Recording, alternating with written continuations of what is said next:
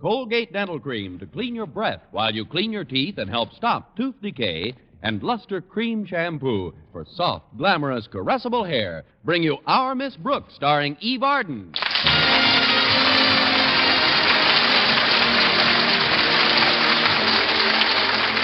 It's time once again for another comedy episode of Our Miss Brooks under the direction of Al Lewis. Well, everyone knows that our public school system is, of necessity, a carefully budgeted operation. And our Miss Brooks, who teaches English at Madison High School, has some very definite ideas on the subject of economy. Personally, I've always been a firm believer in economical living. As a school teacher, I've found that by budgeting my income, thinking ahead, and doing without certain things right now, I can count on other things later on. Little luxuries like food and shelter. But in the hands of Madison's beloved principal, Osgood Conklin, even economy can be carried too far. I was discussing the subject with my landlady last Thursday at breakfast. So Mr. Conklin has launched another economy drive. Drive isn't the word, Mrs. Davis. It's more of a crusade. You might not believe this, but he's rationed each teacher to one piece of chalk a day. That's ridiculous, Connie. What do you do when the chalk wears out? I wet my finger. I was teaching Shakespearean drama yesterday afternoon, and by 2 o'clock I was up to my cuticle in Twelfth Night. That's terrible.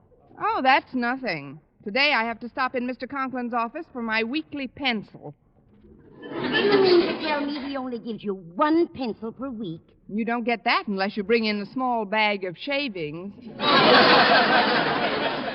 My goodness. What in the world does Mr. Conklin do with pencil shavings? I think he smokes them in his pipe. At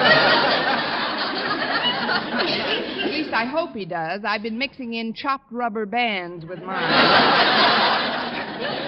Well, if you ask me, Connie, I'd say that Osgood Conklin was penny wise and pound foolish. If you asked me, I'd say he was all foolish and a yard wide. And his judgment's so poor. Remember the idea I had a few months ago to get a tape recorder in school so the students could play back the recordings of their own voices? Yes, indeed. I thought that was a wonderful idea. When I told Mr. Conklin about it, he suggested I take an aspirin.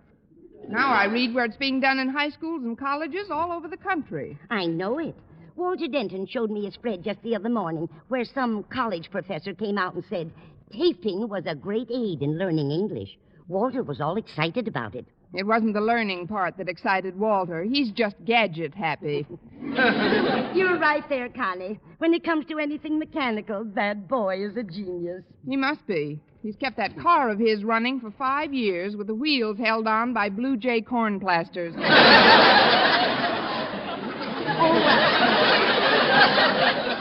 That reminds me, dear. Walter phoned while you were in the shower and asked me to tell you that he won't be able to drive you to school this morning. Oh, fine. But you can borrow my car, Connie, if you don't mind picking it up. Oh, where is it, Mrs. Davis? In the garage next door to school. Somehow I get the feeling that this isn't going to be one of my better days.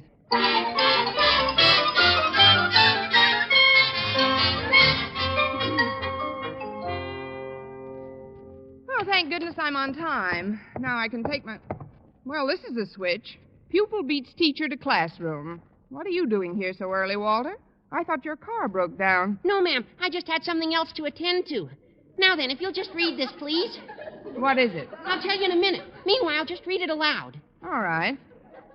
In my opinion, which is shared, I am sure, by students and faculty alike, he is a generous and progressive-minded leader who will spare no expense to improve the teaching methods in our high schools.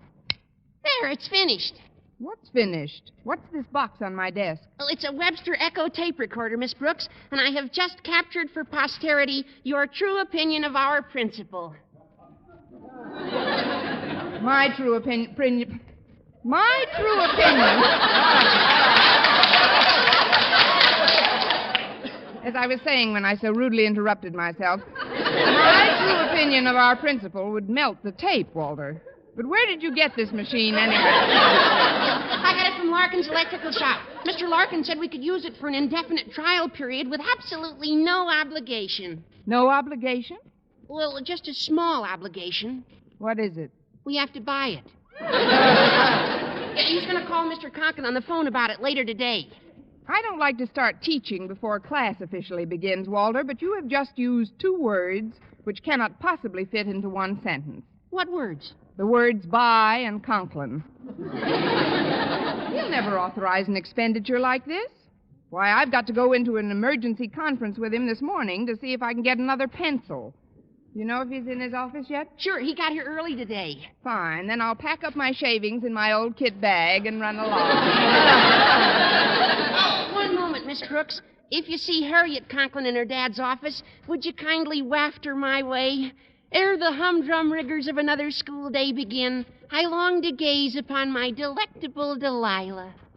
I'll send her down, Walter, but be sure to keep your cap on. Remember what happened to Samson.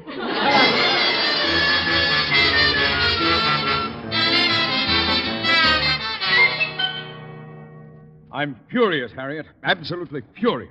Why are you furious today, Daddy? Because of the way this... I'm not sure I like your tone, girl. Are you inferring that your father is in a constant state of ill temper? Oh, no, Daddy. I think you have a very healthy temper. That is, I know how hard it is for you to control your nerves sometimes. I have perfect control of my nerves. It's a wonder I have any nerves left. Things are done around here. Look at this lamp. Yesterday, I ordered a repairman from Larkin's electrical shop to come out and fix the wiring. Look what he did. He simply taped it up and left. It looks all right to me, Daddy. Well, it doesn't look all right to me, Daddy.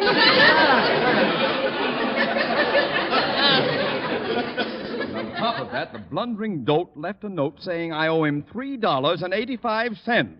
Now, that takes plenty of gall. But I don't understand, Daddy. Why should you be so upset? Doesn't the Board of Education pay all our school's expenses? Yes, Harriet, it does. And that's one of the reasons for my crackdown campaign on waste. Mr. Stone, the head of our board, dropped in on me the other day and informed me that any principal who couldn't run his school with an absolute minimum of expenditure would be removed from office. But, Daddy... I am not a rich man, Harriet, and you and your mother have to have food and you have to have clothes. Constantly.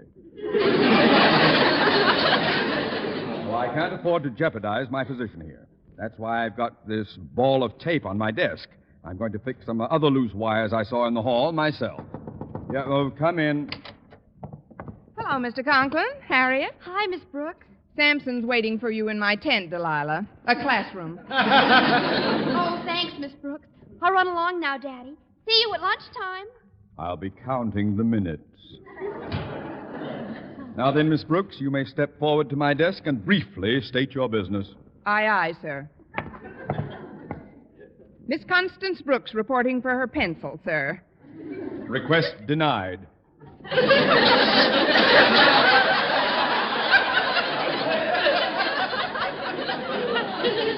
You have our permission to withdraw. But, Your Majesty, Mr. Conklin. I don't understand. This is Pencil Thursday, isn't it? Yes, it is. But during the past week, 2 board erasers have been lost from your room. However, we'll discuss that as soon as I take care of that wiring in the hall. But, sir... Just be a minute. So, answer that, please. Yes, sir. Hello? Principal's office, Miss Brooks speaking. You ain't the principal, are you? No, I ain't. I'm an English teacher. Mr. Conklin's out in the hall at the moment. Who is this? Oh, this is Larkin of Larkin's Electrical Shop. I let Walter Denton take an echo tape recorder over to your school this morning on a trial basis. All I want to know is, doesn't Mr. Conklin want it or don't he? Frankly, I doesn't think he do.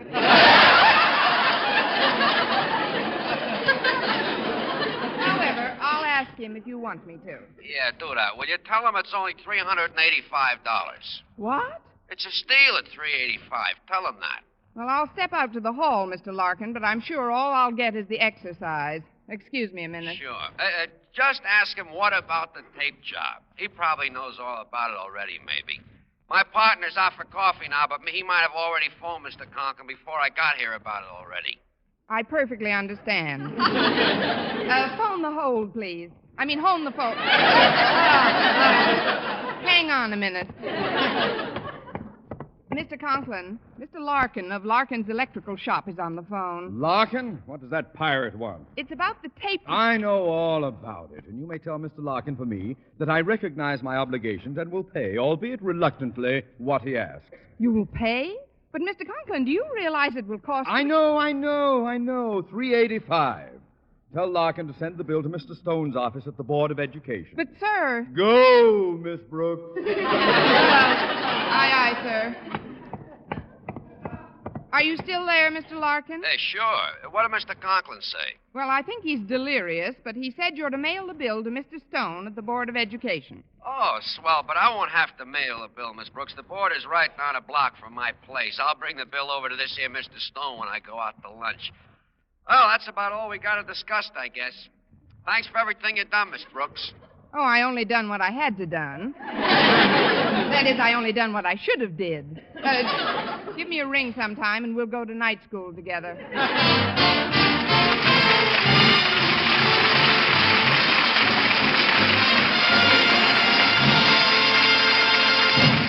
Our Miss Brooks, starring Eve Arden, will continue in just a moment. But first, here is Vern Smith. No other dentifrice offers proof of such results. Proof that Colgate Dental Cream helps stop tooth decay before it starts.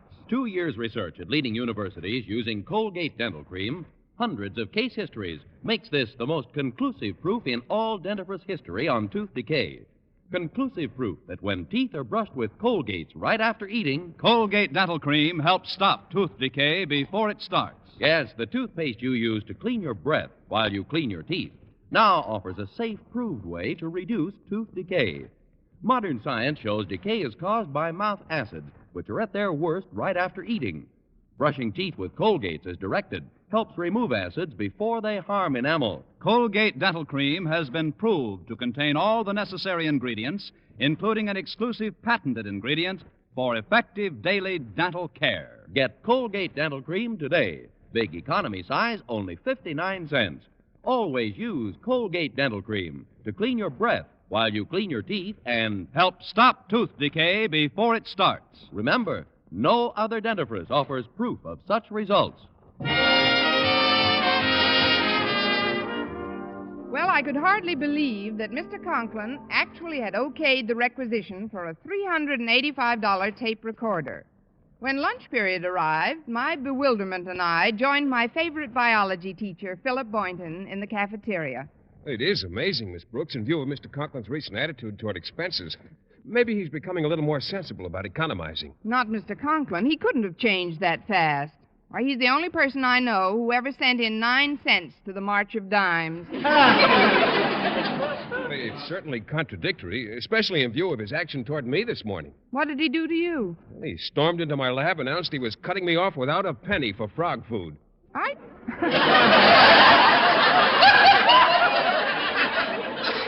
didn't know you liked frog food. Oh, forgive me, Mr. Boynton. I shouldn't tease you about your animals. I know how attached you've become to some of them. How's McDougal these days? Mac's fine, thanks. But I'm a little concerned about a new frog I caught in the meadow last week. It's a wonderful specimen. I've named him Shamrock. He weighs almost 2 pounds. That's a good-sized shamrock. Well, he's healthy-looking enough, but I think he's mentally upset. He's so lethargic. Yes, I'm almost certain that this frog is the victim of some deep-seated frustration. You see, I've practically psychoanalyzed him. Must have used a very small couch. Maybe he resents being cooped up in the laboratory. Well, that's the conclusion I reached.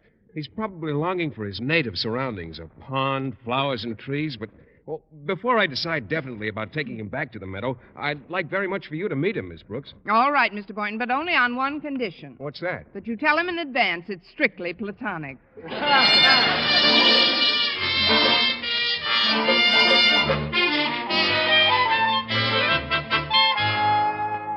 Are you still tinkering with that recorder, Walter? Yes, ma'am. There's one switch here has me a little confused. I can't tell whether it's on or off. Let's see here. I got it figured out now, I think. Did you have lunch with Mr. Boynton? Yes, I did. Then I stopped in at the lab to meet one of his friends, a new frog named Shamrock. Oh, I know Shamrock. Kind of a mope. How'd you like him? He's all right, I guess, if you like slimy, bulgy-eyed, pot-bellied monsters. You don't sound very enthusiastic. Oh, I can tolerate his green little jowls at a distance. It's only when he jumps into my lap that I want to scream. Pardon me, Miss Brooks. May I come in? Oh, certainly, Mr. Boynton. It just seems like minutes since last we met. That's all it's been. Hello, Walter. Hi, Mr. Boynton. What do you got in that jar? Shamrock? Oh, what have you decided about him, Mr. Boynton? Well, I've come to the conclusion he doesn't belong in a school. I think I'll take him out in the woods somewhere and toss him into a pond. Toss him into a pond? Mr. Boynton feels that Shamrock isn't happy here. He just can't seem to adjust to city life. Well, why not? I think it's the fault of television. He's probably jealous of Hopalong Cassidy's success. Oh, it's just that he's lonesome, Walter. Say, I've got an idea. Maybe we can get him to croak into this microphone, and when we play it back, he'll think it's another frog and fall in love with it. Now, that's a fine thing to do to a frog. What good's a tape recording on a cold night in the swamp?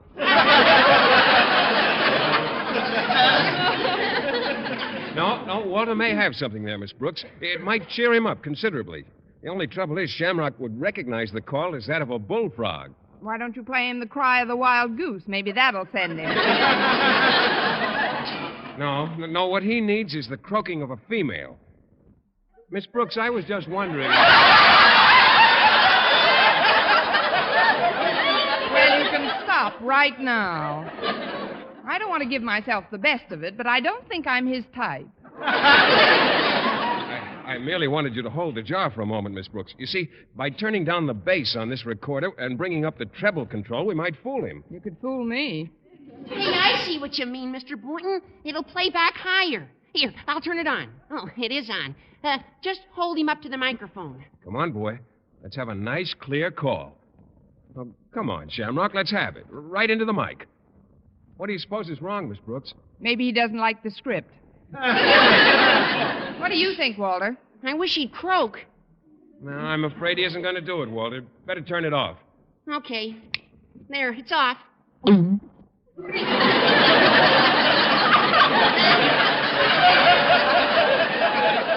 that's what I call nice timing. Pardon me, folks, but I have to speak with Miss Brooks for a moment. Oh, certainly, Mr. Conklin. What's wrong, Mr. Conklin? Am I overdrawn on my paper clips? Word has reached me that you were seen filling your personal fountain pen with school ink.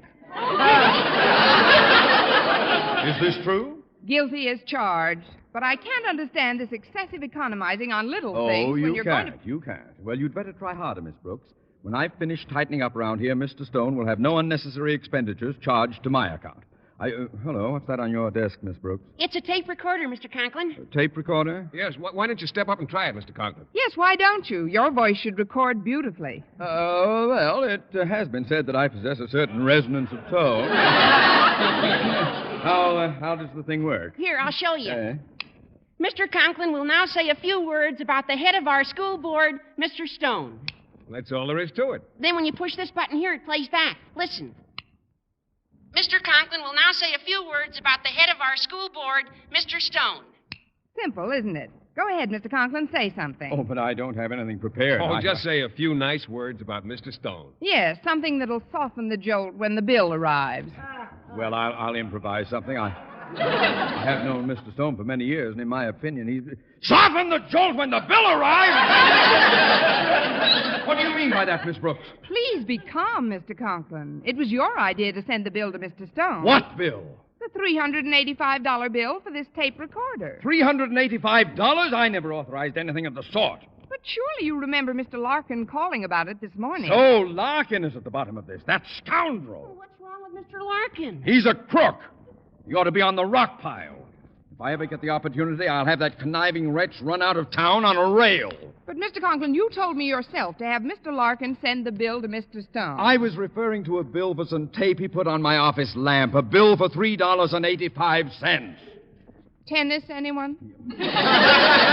I'm ruined. When Mr. Stone gets that bill, he'll come charging over here like a wounded buffalo. I can almost hear him growling my name. Osgood Conklin. Yes, it's almost as if he were in my presence. What's the meaning of this bill? I can picture the scene as vividly as if he was... Oh, hello, Mr. Stone. Don't hello me, Osgood. What's this $385 bill for? Well, sir, it's like this. May I present Miss Brooks? She can explain everything. Well, Miss Brooks? Likewise, I'm sure. Mr. Stone, this tape recorder was delivered here because, well, may I present Walter Denton? He knows more about the matter than anybody. Let's have it, Denton. Yes, sir. Well, when I saw this machine in Larkin's, well, I was just sort of standing there and... Have you met Mr. Boynton? You charge. What's this all about, Boynton? Well, this is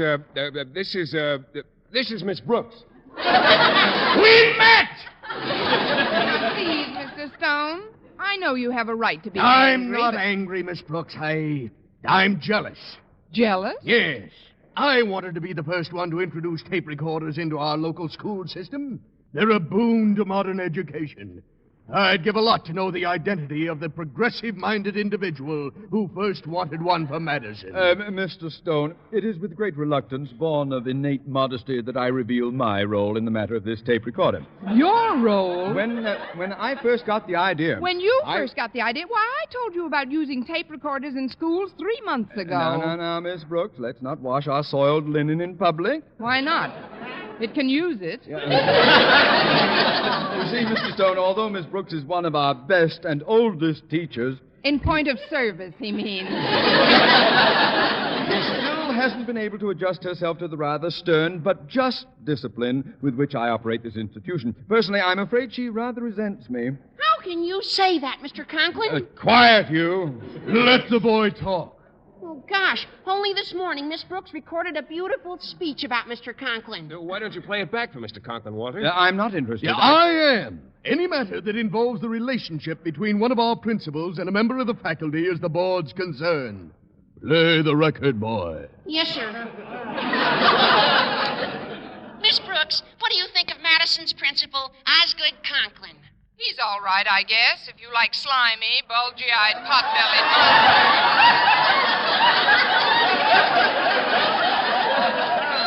What? I can tolerate his green little jowls at a distance. It's only when he jumps into my lap that I want to scream.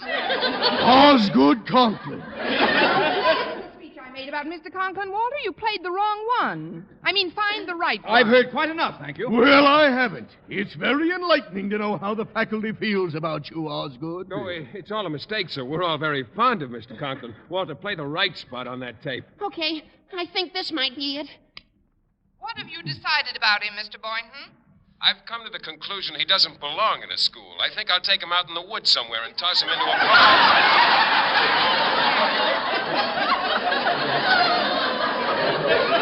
Pond!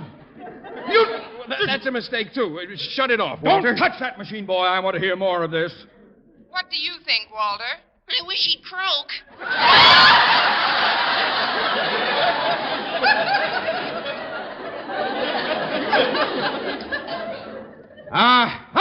Oh, ho! Stop that, Miss Brooks. Mr. Stone, I deeply regret this unseeming exhibition.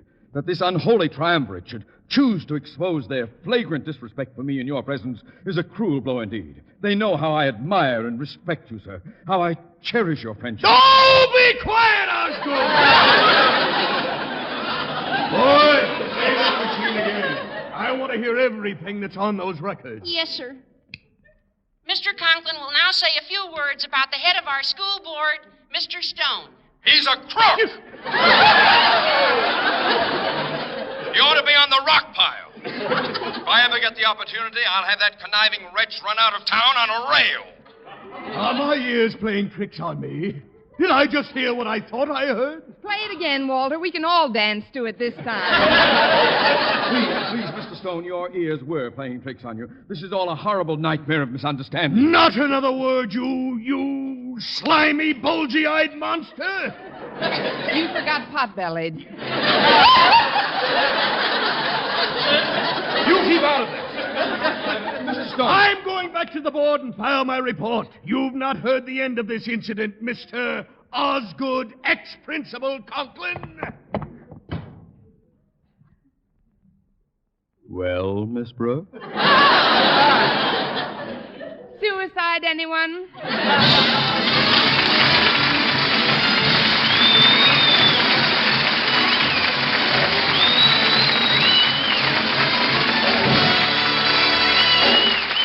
Eve Arden as our Miss Brooks returns in just a moment, but first...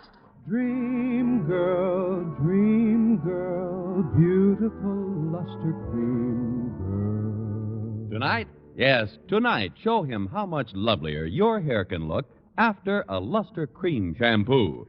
Luster Cream, world's finest shampoo. No other shampoo in the world gives you Kay Daumit's magic blend of secret ingredients plus gentle lanolin. Better than a soap, better than a liquid, Luster Cream is a dainty cream shampoo.